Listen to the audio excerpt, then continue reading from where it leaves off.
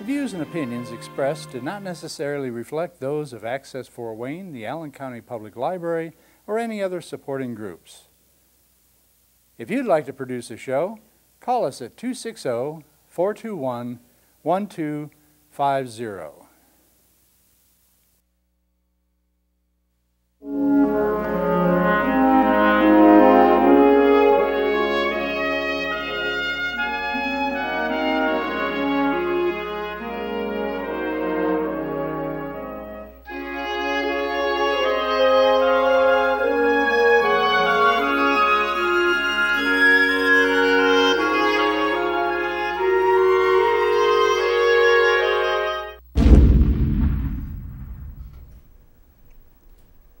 Hello and welcome to the American Veteran. I'm Dale Parrish, your host. The co-host is Carl Fowler. Also sitting in with us today is Bill Hambrook. But our guest today is Keith Freeman. He's a bomber pilot, flew World War II over Europe, 41 missions, and I'm anxious to get started with him. Welcome to the show, Keith. Glad to be here. Yeah. When did you go into the service? It was in I have to think back here, 43. 43. Yes. Yeah. I'd enlisted about a year earlier, but since I had enlisted in the Air Force, you had to wait for a class to come through. And so I was in for about a year before they finally called me up. And how old was you? Oh, see, be 22. 22. Mm-hmm.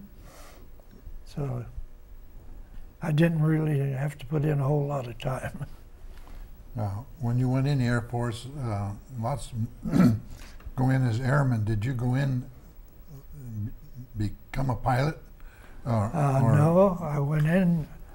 I wanted to be in the Air Force because I didn't want to walk through the mud. Right, I understand that. I walked through the And mud. sleep I wouldn't wish that on anybody. So they had, at that time, the Air Force was part of the Army. Yeah. Sure. And they had a division there. You could get in for his training either as a pilot, bombardier, or navigator. And I applied to be a navigator because I figured maybe I'd learn something there that I could use in civilian life. Okay. And where I doubt if I'd be flying again or doing any bombing after I got out. But the thing is, they said, well, we need pilots, so would you change your mind and go and take pilot training? Well, at the time, if you failed pilot training, then you could go and take one of the other ones too. Try that. Okay. So I said, no, I'll try that. I figured I'll probably voice out, and then I'll go ahead and be a navigator. Sure. But the thing is, I didn't voice out. Okay. So I ended up as a pilot by accident rather than intent. That's what I was wondering, whether that was your goal or not. Yeah. So. And I think that's probably the reason I got through, because I didn't worry about it. I figured I'm not going to make it, so. So you was relaxed. Yeah. Okay. What rank did you obtain then? First lieutenant. Did you? Yeah. Mm-hmm. You got, came out as second lieutenant, and then after so many months and everything, they more or less made you first lieutenant. Yeah. In the same way, after first lieutenant, if you completed your missions, a number of missions for your, they'd send you home and usually find a rank of a captain of some kind. Sure. To put on you, so. Give you a little more money in that. Yeah. A little more responsibility. Well, see, as in the Air Corps, you got a hazard pay. You got more Flight money. pay. Flight pay. Yeah. Sure. So I made out pretty well money. I'd sent most of it home, and because I just going to spend it on wild women and drink. Yeah. And I figured I could just use it better after the So war. you used your brains and you banked a little bit. Yes. That's commendable. know lots of servicemen did the same thing, Right. but there's the few that always go out and have a good time, you know. Right. Now, were your missions all over Germany? Yes. Was they- Any particular part of Germany, or Oh, they varied. At Did that time, part of it, you've heard of the Battle of the Bulge. Yes. oh yeah, That's where Germans were making it. I was in that. And that was a little strenuous because they had us flying pretty much every day. I was going to say around the clock, wasn't Yeah. it, basically, yeah. Because the way the situation was, you'd usually fly a mission, then you'd have a couple days off, and then you'd fly another one, because every time you went out, it was like you were the target in a shooting gallery, you know. You had Yeah. a bunch of anti-aircraft guns You waiting betcha. for you to come over, Yeah. and when you got on a target run, you were on a straight and steady line And they knew for that. about 3 minutes, which gave them a good chance to line up on you. Sure. And then that was supposed to be nerve-wracking, Oh, I bet it was. and it was. So they said, well, you only have to do it once every couple of days.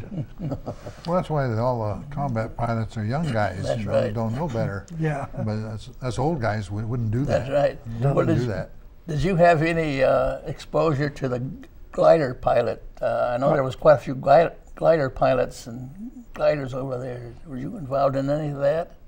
I had fighter pilots a couple of times, and actually, toward the end of the war, the Germans finally got their jet planes off the ground, but they could only make one pass, and then they had to go down. Okay. They just couldn't carry enough fuel with the type engine they had at that time. Sure. So mostly we had the aircraft, which was pretty good because you could see all the shells that's bursting, and you know, oh, they're down there, but not too far, so we're going to get some of that. Because, you know, the shells explode, they Sure. they'd be shrapnel over. I had one where we set the record in the squadron. We had 82 holes in the plane 82 82. hits, huh? Wow. from shrapnel. Yeah. So, no, and I had one, the turret gunner on my plane, he got hit.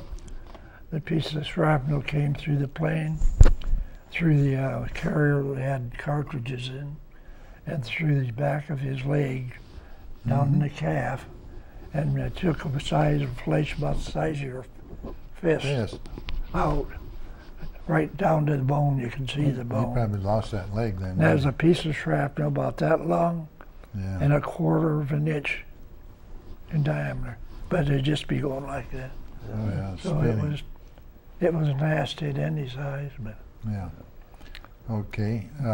we dumped morphine on the wound, and he was happy and eating an orange when we landed. Now I got a picture of a guy here. Who do you suppose that would be? Would that be you? That would be me. Back when I could stand upright without help. You know. Okay. Very good. Now the type of airplane you flew. That was B-26. We had a crew of 6 men. 6 men on board the airplane? Yes, including, you had pilot and co-pilot, bombardier, tail gunner, turret gunner, radio man. Sure. didn't have a navigator on every plane. Is that right? Well, actually, the way it turned out, very, very few planes used a navigator, because we do what you're seeing here, carpet bombing, where you'd have a whole You'd bunch have a of flight of flight yeah. of planes, and have one bombardier in the lead plane, and when he clicked his button, everybody would follow suit. You all clicked yours together. Right. Now, my understanding is this is the inside of the cockpit, Half of it, yes. half of it, and this is you sitting in the left seat. Yes. And the left seat is the pilot's seat. Right. Yeah, so you had command of the plane. Yes. Okay, good responsibility. Well, you both had a co-pilot. Well, like for instance, when you're taking off, the pilot's main responsibility is to keep the plane going straight and narrow. Mm-hmm. The co-pilot has to put the flaps, take the flaps down. Yeah. Same way with cowl flaps, watch the engine temperature. He probably does the landing gear He's too. a lot more busier than the pilot is. Okay. And the carburetor heat and all that, things like that. Sure. And the pilot basically can sit there and guides it. Sure. Did you ever have a situation where you weren't sure if she was going to be back, go make it back? Really, no. I had one engine one time shot out. Mm-hmm. But and in the same way we had all those holes. But when we got all the holes, we didn't get anything that broke an engine or anything Sure. like that. But when we had the one engine, there's always a possibility that something might happen to that one. But Sure. Was you luckily it didn't. you could maintain altitude on one engine? Yes. Well, that's pretty good because lots of times you have to drop down a little bit. Well, I know when I first got checked out as first pilot on the B-26, and this fellow that took me out for my test ride, we barely got out of the ground, and I got the landing gear up and the flaps and stuff like that, and he reaches over and turns off one of the engines. So there I am. That's when you want to reach over and slug him, right? Yeah. So you have to take over and do all the work yourself. Sure. Yeah. And Quite a responsibility on you. get the engine started again. And once you do that, and he made that, he said, okay, you can land. He figured if you were good enough to do that, you were able to fly the plane. Sure. Yeah. At what elevation did you fly your bomb flights? Well, most of them are around 6 or 6,000? 12,000, according to what type of bombing you were doing. Sure. Sometimes we'd be dropping bombs at, well, like here, these are 20 100-pound bombs, and then we'd go up to two 500-pound bombs. So it'd vary what you were bombing, how high you were Sure. flying. So lots of time you was flying, you didn't have to be on oxygen. No, Because no of the altitude. oxygen. Well, you'd wear it anyhow, but you needed oxygen after about 17,000 feet. Okay. Uh, Actually, lots of pilots went on it before that, didn't they? Oh, yeah. Yeah. Get used to wearing it and everything this way. What kind of armament does the B-26 have? But actually, as many as the B-17. We had 10, I gotta think back here, it's been 70 years ago. Anyhow, it was 10 machine guns and a cannon. Mm-hmm. And the pilot had 2 machine guns on each side. Turret gunner had 2. Tail gunner had 2. And the waist gunner had 2 machine guns. Mm-hmm. And so we were pretty well covered. Yeah. I read a little bit about a B-26. When they first come out, they was pretty tough to fly. They lost a lot of them. They had a great bunch of names. They were, excuse the expression, the Baltimore Whore. Yeah. No visible means of support. The I Widowmaker. remember the Widowmaker. The Flying Coffin. Yeah. And some more. Can't quite remember all of them, but the whole thing, they were a hot rod plane. Yeah. And as opposed to most planes, when you landed them, you flew them directly into the ground. You didn't glide in. Most airplanes, you come to a certain point, you start gliding, you know. Yeah, sure. And then with B-26, you not only came in on the engine, but it was at 150 miles an hour. Yeah. Where the other planes would be around 70 or so. And when they first got into them, they were killing off crews, you know, like crazy. And I know when I first got into one, you know, to get to take over and learn to fly that type of plane, we were waiting on ramp for one ahead of us to take off. And it revved up with engines to take them. And then as it revved them back, their engine fell off. They wasn't bolted on too good, were they? No, somebody had picked the wrong plane. When the guys had gone out to lunch, you know, they were working on it. And anyhow, that wasn't a too good introduction there, you know. Yeah, but just be glad that it happened on the Right. on the But ground. once I got to flying the plane, I preferred that to any plane I ever had. It was like flying a Cadillac. You know, it was, You mentioned how busy the co-pilot was. yeah. Supposing he was wounded and he couldn't do his part, could the pilot do it all? Yeah, like I explained before when I got my test drive, that wasn't the test, was to see if the pilot could do it all. What do you do? It's just that You could do it, but it keep you pretty busy. it keeps you pretty busy, and you got to keep your eyes up looking for other planes and things like that, which you can't do if you have to also be watching all the gauges. Sure. That's where the co-pilot comes in. It was taking care of the engines and everything, keeping sure they were flying as well as being able to fly the plane himself.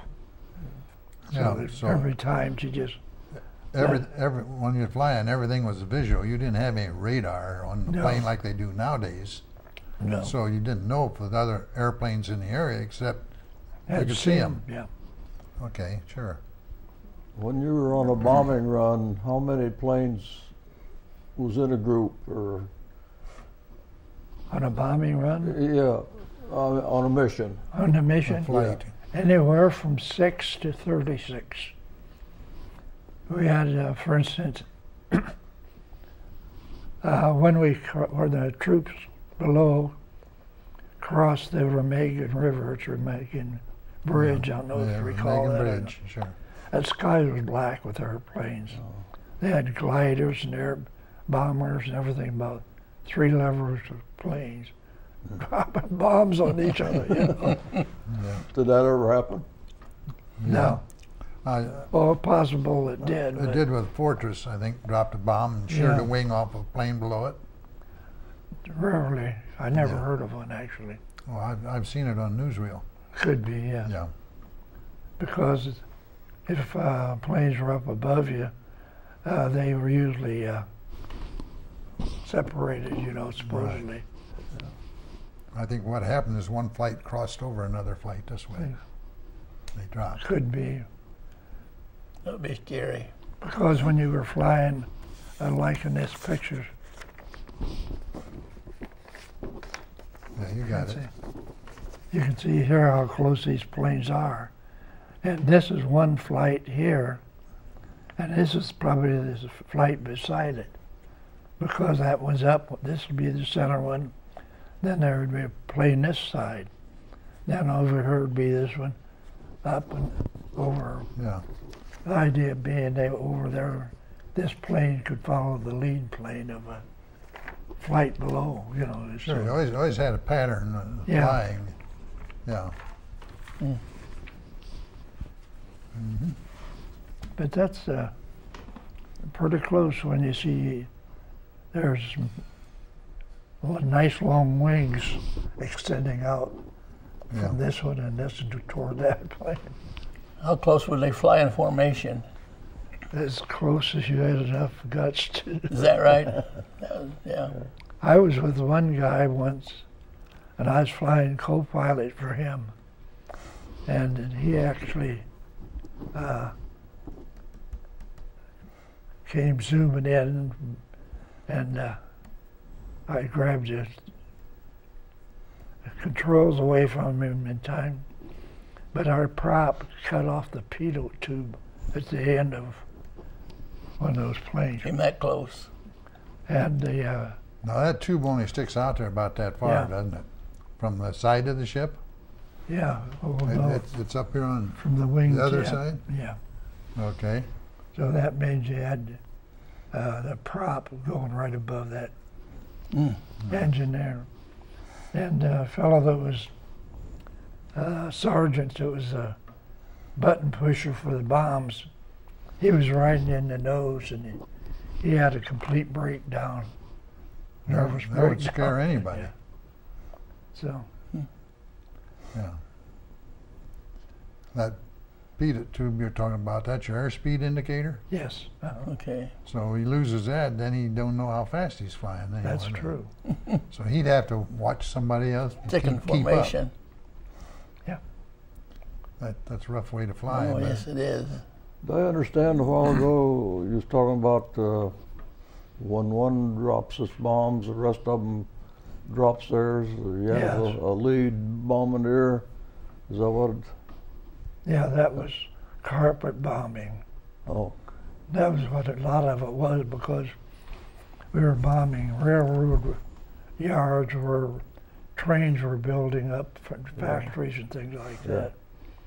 So we were bombing the factories and the trains being loaded and that kind of thing. But another one would be, say, bombing at lower levels where we were, the ground troops were more or less at a standstill. Mhm.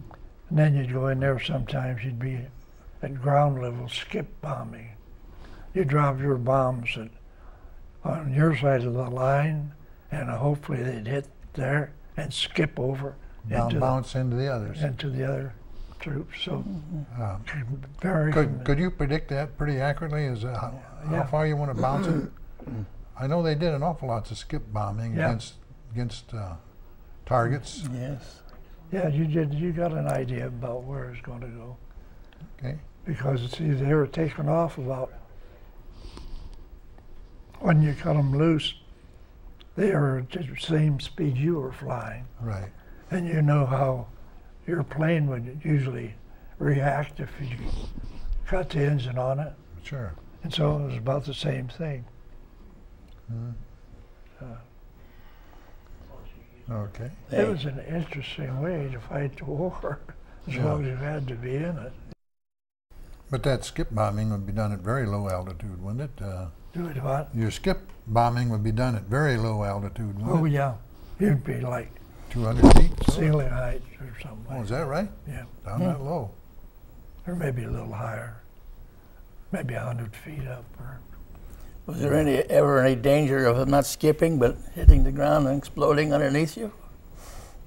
Well, No. they was low enough the bomb didn't have Have time to time hit to on its nose. It's still hitting flat. hit flat there. That was the reason of flying low then, too. Yeah, well, I mean, you had to gauge what you were doing by how fly you were, or whether how fly up you were, you know, as to whether it's going to go like this or whether it's going to go like this, you know, Sure. it's the same speed. And it's just through experience that you got a Yes. good idea of it. Yeah. well, the bomb is armed. How soon is the bomb armed? How soon was it armed? Yeah, after it leaves the plane. They're armed when they leave the plane. Are they? Yeah, and what most of them had was in the nose of the plane a little deal with a propeller on it. And that was, since that propeller is set to spin and drive the firing pin into the bomb, I see. and they could adjust it by doing that. Oh, And that's what they usually use. Most bombs were set Yeah. to go off Can't see Sure. it before it clear, hits but the there's a ground. little Okay. Yes, propeller right on the front. Yeah, it's, See, it turns in the wind. well, how many bombs did you carry? Is it If you had 100, you'd carry 20. 20? Is that And it right? went down 250. Well, I have to figure out. Like if it was 1,000-pound bombs, one on each side. If you had 500-pound bombs, You'd have 2 on each side, on up to Okay. whatever the size was, Depends. Yeah. divided into Sure. 20. Yeah. Well, how did you when your carpet bombed and lead pilot dropped? Did you communicate by radio or by eyesight? Just by eyesight. By eyesight, you just kept alert to say okay. Well, They you all were knew you when they were was on watching target. you were watching the lead plane, Yes, and so when you saw his bomb, his goes on, then you bang, you drop your. dropped yours too. There was no telephone or any communication then. No. Oh, they'd probably Other than have, that, huh? probably have a little communication Sure. about, hey, we're hitting the target now, we're Yeah. getting close. Close, yeah. So you'd be watching more closely. Sure. Now, you said you made 41 missions. Mm-hmm. Didn't they have any kind of a rule or anything that after you made so many missions, you could take a break? Or Yeah. After, if you were in B-17s, if you got 30 missions, you could go back home. back to the States? In B-26s, we had to do 75, 75 missions. which, That Didn't seemed it? unfair. well, it was actually because the main difference in flying time was a B-17 had a longer range, Sure. so you'd be spending more time getting Yeah, Exposed. goes and coming back. sure. But the actual danger time, which is the bomb run, was about the same on both of them. Except you're better to have a 17 behind your number instead of a 26 when it came to counting. no. Sure. Mission. Missions. Did you have fighter pilot support at the time? Escort. Yeah, Escorts? you'd have some, but usually you didn't see it. Didn't see any. No. It was getting close to the end of the war, and the Germans counted on the aircraft mostly. They had to have most of the places where you were going in to bomb, they knew you'd be coming from a certain direction. And they had that for miles just lined with one after another aircraft guns. That would be the bomb alley. You go flying through that first and continue when you were on your bomb run. So you'd hit that, and like you were flying in, you'd be going like this. Then all of a sudden you go, and this, when you started that they really clobbered you. But that's lucky. Yes. So did you enjoy all 41 missions? Did I enjoy them? You laughed all the way, didn't you? Oh, yeah. I can imagine. No, I was curious. When I first started flying missions, But it turns out you're busy enough that you don't have time to sit there and worry.